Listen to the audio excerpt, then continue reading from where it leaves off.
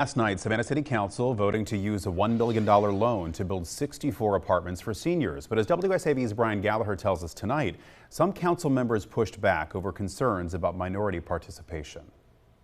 Thursday's City Council meeting was a win in the eyes of the city, with a new affordable housing development approved. Yet two council members voted against it. I spoke with Alderman Nick Palumbo, who doesn't believe council should be divided when it comes to such an important issue. You can't let perfection be the enemy of good. It's heartbreaking to see members of our own council vote against housing and affordable housing in our own city when that is what we desperately need the most. Thursday's triumph was met with a slight hiccup when Alderwoman Keisha Gibson Carter and Alicia Miller Blakely were the only two to vote against creating over 100 affordable housing units. The two expressed concerns over the contractors hired for the development, while everyone else in council chambers were on board.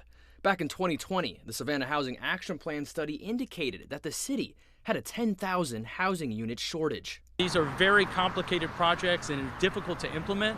So after 3 years of work, to get to the finish line and see members of council vote no, it's heartbreaking, but I'm glad that the majority of council said yes. And they recognize that this is a priority for us. And it's only up from here, with a record $19 million approved for affordable housing back in 2022.